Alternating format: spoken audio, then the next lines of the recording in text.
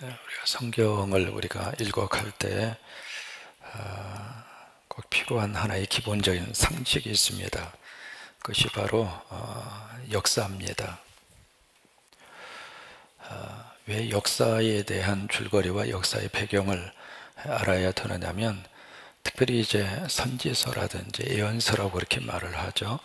예언서는 모두가 다 역사 배경 속에서 나왔습니다. 그래서 우리가 예언서를 이해하고 읽어가기 위해서는 가장 중요한 고대, 그 당시 사회 역사에 가장 중요한 나라가 아수르, 바벨론, 그리고 바사라고 하는 나라.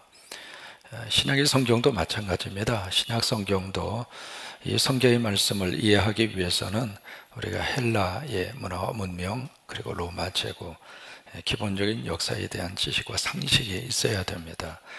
그래야 성경에 대한 문이 활짝 열리게 되는 거죠. 만약에 역사를 모르고 성경을 우리가 이해하려고 그러면은 가장 중요한 뿌리를 모르고 이파리만 보는 것과 마찬가지입니다. 우리나라도 마찬가지죠. 한국 사람을 이해한다.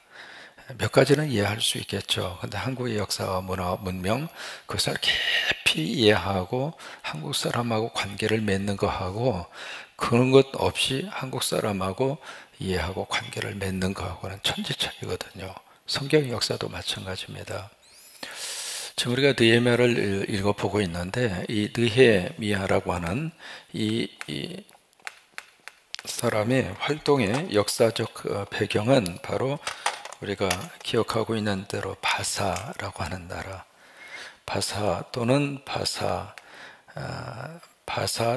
메대, 이제 그렇게 표현을 하는데, 원래 이제 바사라고 하는 조그마한 나라로 시작을 했는데 나중에 메대라고 하는 나라하고 합쳐집니다. 그래서 이제 나라 이름이 바사 메대, 이제 그렇게 됐고요. 이 바사 메대라고 하는 나라가 그 거대한 바벨론이라고 하는 제국을 통일하게 돼요. 그래서 이제 바벨론이 무너지고 그 다음에 바사 메대라고 하는 나라가 되는데, 그 메대의 통치자였던 사람이 아닥사스다라고 하는 왕이었습니다. 이제 그 왕이 통치하고 있던 시절에 느헤미야가 등장을 하는 거예요. 하는데 이 바사라고 하는 나라가 어느 정도 크기의 나라였었는가, 우리의 상상을 뛰어넘을 정도의 나라를, 땅을 차지하고 있었습니다. 이게 지중해라고 하는 그 바다잖아요. 이제 조금 이게 좀 대충 살펴보더라도 이 바사라고 하는 나라가, 이쪽은 거의 아프리카 지역, 이쪽에 리비아라고 하는 나라가 있죠. 그리고 그 옆에 애굽이 있습니다. 리비아, 애굽 땅까지 이쪽으로는 치고 들어왔고요. 이쪽으로는 지중해 너머로는 이쪽에 에게해라고 하는 바다입니다. 에게해 바다 건너서 이게 유럽까지 바사라고 하는 나라가 차지하고 있었고, 이쪽으로는 바로 여기에 가면 이쪽에 인도가 있잖아요. 인도, 부탄, 그쪽 나라가 있는데, 인도를 가로지르고 있는 인더스 강이라고 하는 강이 있습니다. 이 강까지 전부 다 차지한 게 바사 제국이에요. 그러니까 우리가 생각하면 바사 제국 하면 그렇게 크지 않다 생각할 수도 있는데 절대로 그렇지 않습니다. 인류 역사 속에서 제국이라고 하는 말을 붙인 경우가 몇 번이 안 됩니다. 바벨론 제국, 그 다음 로마 제국, 헬라 제국, 그리고 바사 제국, 제국이라고 하는 말을 그렇게 많이 안 붙입니다. 왜냐하면 제국이라는 말을 붙였을 때에는 보통 땅에 대한 사이즈가 달라요. 그러니까 이 거대한 땅덩어리를 차지하고 통치했던 나라가 바사 페르시아죠. 페르시아, 바사 제국. 그 제국이 그 나라를 통치하는데 하도 땅이 크니까 어떻게 정치 시스템을 만들었느냐면, 여기다가 이제 총리를 3명을 둡니다. 이제 왕이 있죠. 왕 밑에 총리가 3명이고, 그리고 여기에 120개의 도로 다 나눈 겁니다. 행정적으로 120개 구역으로 그렇게 나누어서 120개 도에다가 누구를 임명했느냐면 총독을 임명한 겁니다.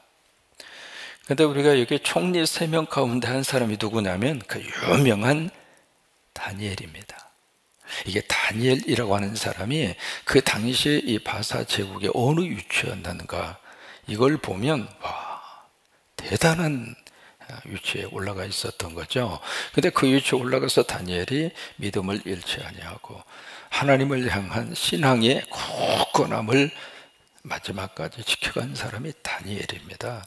그러니까 이 총리 세 사람 중에 한 사람이 다니엘이었고, 그 밑에 120도, 지금으로 말하면 이제 영어로는 거버너라고 하는 단어를 써요. 지금으로 말하면 도지사, 뭐 그 정도로 생각할 수 있겠는데 그 당시에 호칭이 총독입니다. 이제 이런 정치 시스템을 가지고 중앙 집권 정치 제도를 가지고 통치를 했던 나라가 바사입니다. 여기 왜 이 말씀을 드렸냐면, 이 느헤미야가 바로 총독이거든요. 총독인데, 이게 총독으로 이제 임명을 받을 때 느헤미야 스스로가 사실은 자청한 겁니다. 왜냐하면 본인은 지금 그 왕의 술 맡은 관원장입니다.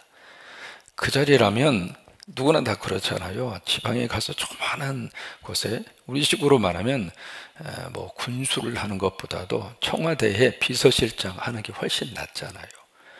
지금 느헤미야 입장으로서는 청와대의 가장 핵심에 바로 그 왕의 최측근, 그 자리에서 얼마든지 출세할 수 있고 성공할 수 있는데, 자기 나라가 지금 이쪽에 이스라엘에 속한, 여기 이쪽 그 이스라엘이 이쪽에 있잖아요. 이스라엘 조만한 이 전체적으로 보면 뭐 얼마나 크겠어요. 여기에 그 나라가 어려움을 겪고 있다고 하는 그 소식을 듣고 본인 스스로가 그 좋은 자리를 뒤로하고 스스로가 자청을 해서 바로 지방의 총독의 자리에 왕으로 하여금 임명을 받고 이 자리에 온 겁니다. 그러면 느헤미야는 우리가 생각했을 때는 총독, 그러니까 뭐 엄청난 그런 권력의 자리 같다. 물론 그런 권력을 가지고 있죠. 근데 이 느헤미야는 이 총독의 자리에 왔을 때 목적이 있었습니다. 그 목적이 바로 뭐냐면 성벽을 쌓는 일이에요.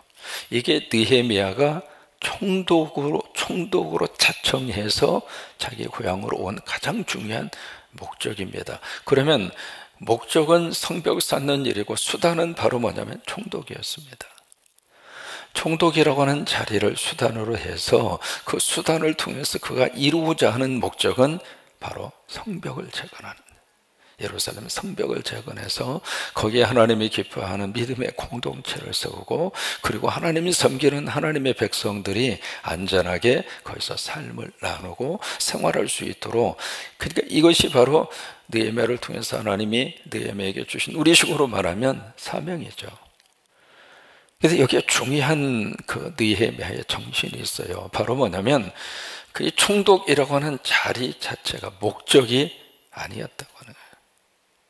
오늘 우리들에게 있어서 우리를 너무 힘들게 하는 것이 바로 뭘까? 수단과 목적이 혼동되니까 그래요. 만약에 느헤미야가 총독 이 자리가 목적이었다면 오늘 몇 사람의 총독, 느헤미야 그 전에 있었던 총독들이 보여주고 있는 행동들이 있잖아요.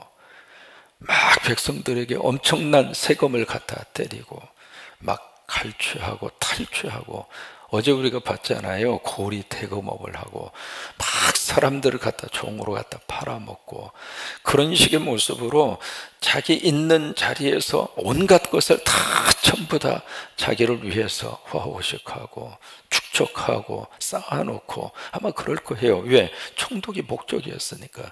총독이 목적인 사람은 더 이상 앞으로 갈 게 아무것도 없어요. 그 밖에는 머릿속에 생각나는 게 없겠죠. 그러니까 총독이라고 하는 자리에 있는 동안에 본인이 가지고 싶은 모든 것을 다 취해야 돼요.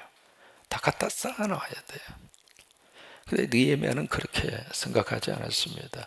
총독의 목적이 아니었습니다. 그래서 총독 너머에 하나님께서 그에게 주시는 삶의 너무 귀한 목적을 상실하지 않고, 그 목적은 성벽이었어요.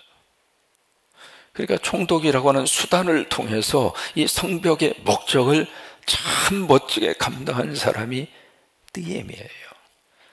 이 시대에 정말 필요한 하나님의 사람이 이 느헤미야 같은 사람이에요. 우리들도 마찬가지입니다. 느헤미야뿐만이 아니라 임마누엘 칸트가 그 이야기하죠.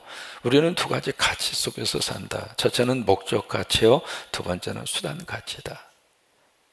근데 이게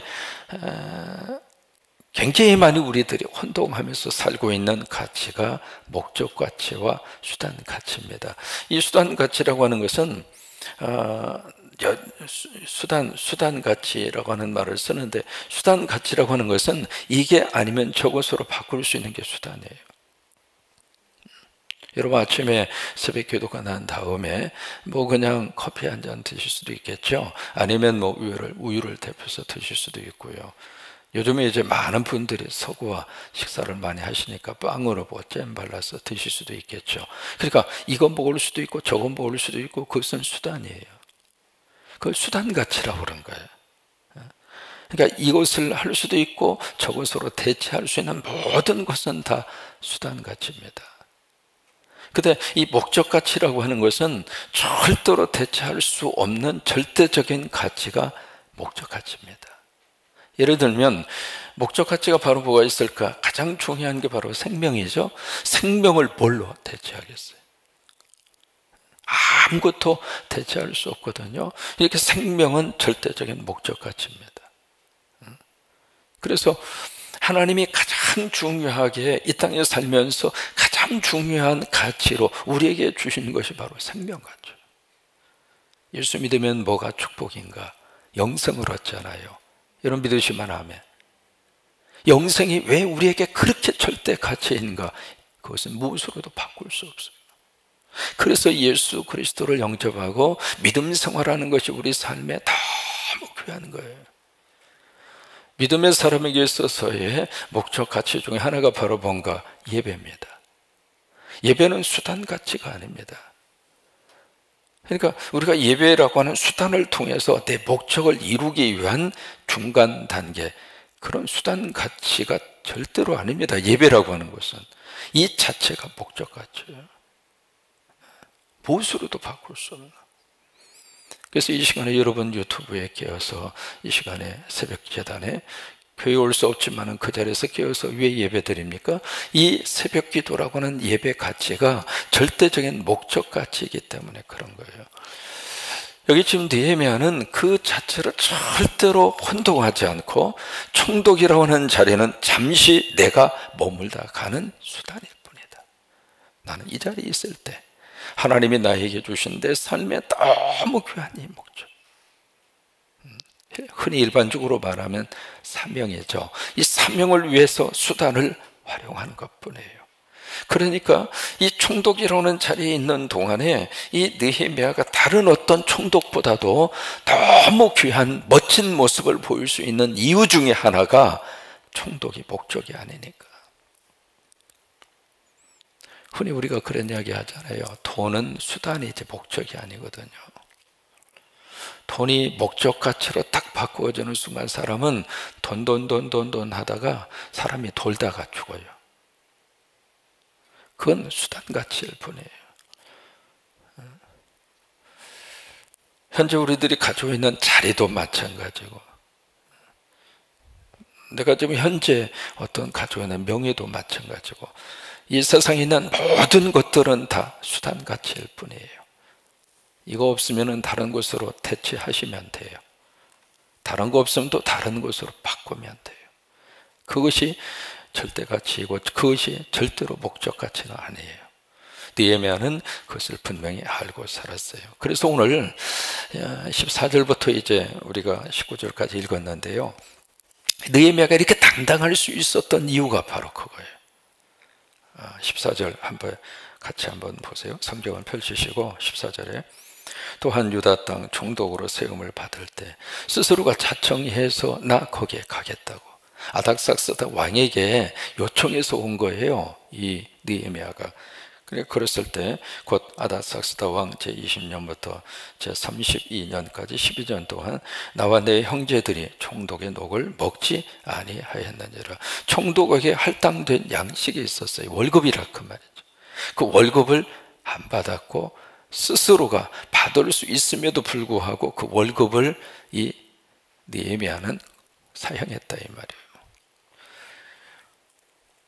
그래서 15절에 보시면 나보다 먼저 있었던 총독들, 그들은 백성에게서 양식과 포도주와 또 은십 40세, 은 40세기를 그들에게서 빼앗았고 정당한 샐러리를 받은 것이 아니라 갈취했다 그 말이죠. 정당한 어떤 할당된 총독에게 지급되는 월급, 그것을 받았다면 이런 표현을 쓸 이유가 없겠죠. 근데 그 나머지 총독들은 이 자리가 바로 그들에게 목적이 됐기 때문에 이 목적을 가지고 자기가 취할 수 있는 모든 세상의 수단을 전부 다 자기를 위해서 쓴 거죠. 15절이 바로 그런 내용들입니다. 근데 16절을 보시면 느헤미야는 어떻게 했는가? 도리어 자신은 이 성벽 공사에 온 마음과 그리고 정신을 다 쏟습니다. 왜? 이것이 자신이 총독이 된 목적이니까. 성벽 쌓는 그 일 자체가 하나님이 나에게 맡겨주신 사명이었고, 그래서 그 외부에서 내부에서 얼마나 많은 복잡한 문제들이 일어났잖아요. 그래도 느헤미야가 흔들리지 않았던 이유는 이게 내 삶의 목적이다. 내가 살아야 할 이유이고 내가 살아야 할 목적이다. 오늘 우리들에게 누가 뭐라 그래도 흔들리지 않을 수 있는 것은 하나님이 주신 삶의 절대가치 목적이 내 속에 다 있으면 흔들리지 않아요. 하나님, 내가 앞으로 예수 그리스도를 섬기고 하나님 앞에 영광 돌리면서 적어도 내가 이 땅에 사는 동안 주님의 이름으로 내가 십자가를 세우겠습니다. 여러분, 그것은 목적가치입니다. 하나님, 그것을 하고 싶으니까 하나님 물질도 채워주시옵소서. 하나님이 공급해 주시고 하나님이 먹여 주시고, 여러분, 그건 무엇으로도 바꿀 수 없는 목적가치거든요. 그러니까 느헤미야가 이것을 이루기 위해서 산발랏, 토비야, 세겜, 암몬 사람, 그 다음에 아스돗 사람, 사방에서 다 공격해 들어와도 그래, 너희들 아무리 해도 나는 내 길을 가리라. 또 내부적으로도 많은 문제들이 막 일어났잖아요. 내부적인 그런 귀족과 그런 민장들의 그런 내부적인 문제가 일어났을 때에도 느헤미야가 흔들리지 않을 수 있었던 이유 중에 하나가 이것 때문에 그런 거예요. 그래서 16절에 있는 말씀대로 도리어 내가 이 성벽 공사에 힘을 다하며 땅을 사지 아니하였고 내 모든 종자들도 모여서 일을 하였으며, 내 모든 종자는 느헤미야가 거느리고 있는 수하의 사람들을 종자라 그렇게 표현한 거예요. 그리고 17절에 보면은 거느리고 있는 사람이 많았잖아요. 식솔들이 150명이나 됐고, 또 하나 식솔들 150명뿐만 아니라 그 느헤미야 주위의 이방 족속들, 그러니까 이게 바로 바사에서 함께 온 사람들이에요. 그 사람들까지도 이렇게 먹어야 될 식구들이 그렇게 많았던 거예요. 이게 18절에 보면 소 한 마리, 양 6마리, 닭도 많이 준비하고, 그 당시에도 고기 잘 먹었어요. 그러니까 지금 준비하는 게 굉장히 많잖아요. 소 한 마리, 얼마나 식구가 많으면 소를 한 마리씩 잡아서 먹었겠어요. 양도 6마리. 양고기가 생각보다 맛있습니다. 양 스테이크를 해놓으면요 입에서 살살 녹아요. 다음에 식당 가셔서 양고기 있으면 꼭 한번 드셔봐요. 양 스테이크 참 맛있어요.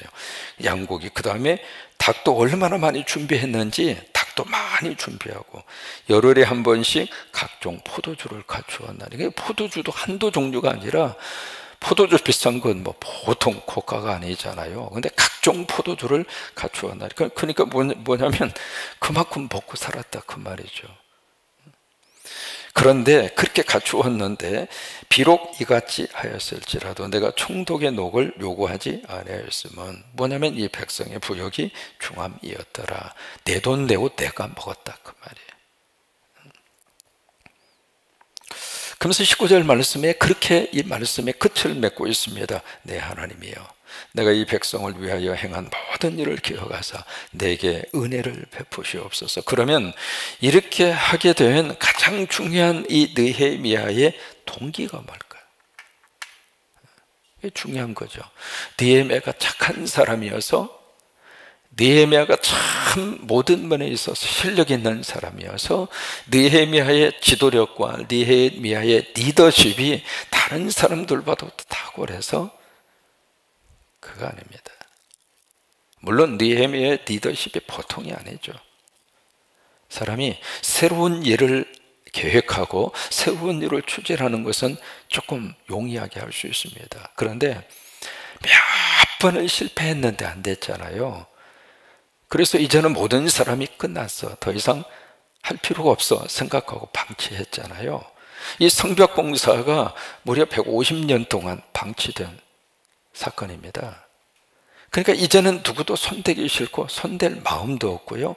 그 일을 새로 시작해서 그 일을 완성해 내는 게 더 힘든 거예요. 사람들은 뭐 일을 이렇게 시작할 때 그 사람에게 에너지를 공급하는 게 두 가지입니다. 첫째는 희망이요, 두 번째는 기대치예요. 그 두 가지가 어느 일을 하게, 무슨 일을 하든지 그 일을 하게 하는 에너지입니다. 어제부터 우리가 교구 새해 대신방 출발을 했어요. 1교구, 그 다음에 3교구, 4교구. 2교구는 오늘부터 시작을 할 터인데, 우리 교구의 장로님들, 우리 지역장님들, 구역장님들 미끄러운 길에 어제 쭉 신방 다녀와서 제가 보고를 받아보니까 어제 50가정을 했더라고요. 그러니까 세계 교구에서 50가정을 어제 했어요. 제가 이제 그 보고를 쭉 받으면서 하나님 앞에 도구합니다. 가정 이름 그리고 기도 제목, 함께 신방대원으로 수고한 분들까지라도 우리가 신방을 하면서 무슨 생각을 하느냐면 그 일을 막 하면서 어제 이렇게 떠나시는 모습 보니까 행복하고 좋더라고요. 왜요? 그 안에 희망이 있는 거예요. 오늘도 주님의 이름으로, 성부, 성자, 성령의 이름으로 가정을 신방하게 하시는구나. 또 하나 기대치가 있는 거예요. 우리가 가서 그 가정을 위해서 축복하고 그 가정을 하나님의 이름으로 방문을 해서 우리 이름으로 가는 게 아니거든요.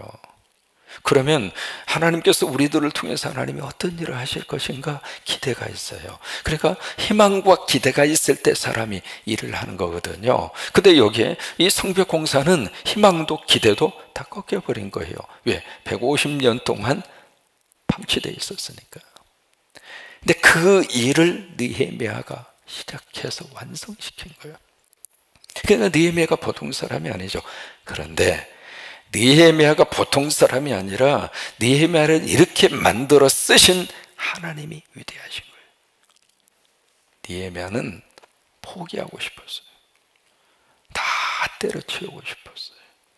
그런데 느헤미야를 끝까지 붙들고 그 사명을 감당하게 하고 그 하나님의 거룩한 사역의 현장에서 마지막까지 달려가도록 느헤미야를 느헤미야가 되도록 역사하신 분은 하나님이셨어요. 그래서 위대한 지도자 느헤미야가 이 역사 속에서 탄생을 한 거예요. 지금 수천 년이 지났잖아요. 이 새벽에도 우리가 느헤미야를 보면서 참 위대하다, 참 존경스럽다. 근데 이렇게 된 이유와 근거가 어디가 있을까? 15절입니다. 거기에 딱 한 문장의 고백이 나옵니다. 나는 하나님을 경외함으로 이같이 행하지 아니했다 라고 하는 구절입니다. 한번 가정에서 따라서 한번 해보세요. 나는 하나님을 경외함으로 이같이 행하지 아니하였다. 이게 느헤미야를 느헤미야 되도록 역사하신 하나님의 역사입니다. 거기 보시면 하나님을 경외함으로 라고 하는 말을 쓰고 있잖아요. 경외함으로. 성경에 경외라고 하는 말 많이 나오잖아요. 하나님을 경외함으로. 이 경외라고 하는 말, 영어로는 이제 fear라고 하는 말로 그렇게 번역을 합니다. 그냥 단순히 번역을 하면 두려움 그렇게 번역하는데 일반적으로 이야기하는 어떤 두려움을 말하는 것이 아니라 공경함으로 두려워하는 거예요. 이게 무슨 얘기냐면 사랑하기 때문에 두려워하는 거예요. 그걸 경외라고 그런 거예요. 그냥 무서워서 두려워하는 두려움이 아니라 너무 사랑하기 때문에 두려워하는 거, 그걸 경외라고 그래요. 고린도전서 15장에 보시면 사랑에 대해서 쭉 말씀을 하시잖아요. 그 중에 하나가 사랑은 무례히 행하지 아니하며. 사랑한다고 해서 함부로 대하는 것은 사랑이 아닙니다.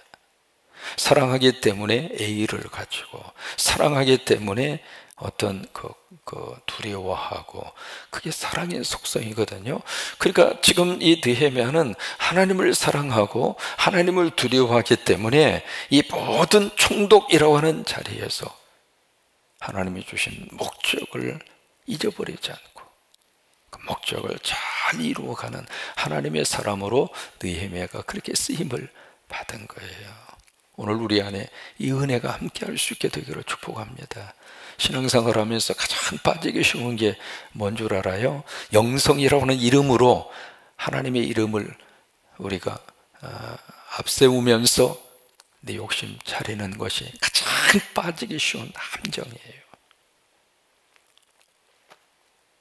예수님의 이름으로 막 내 삶의 어떤 예수님을 수단으로 삼고 내가 뭔가 가지고 싶은 것을 목적을 이루기 위한 예수 그리스도를 수단화 시켜버리는 수많은 사람들, 그게 가장 영적인 남적 존재예요. 하나님을 공경하기에 나는 그렇게 살지 않았습니다.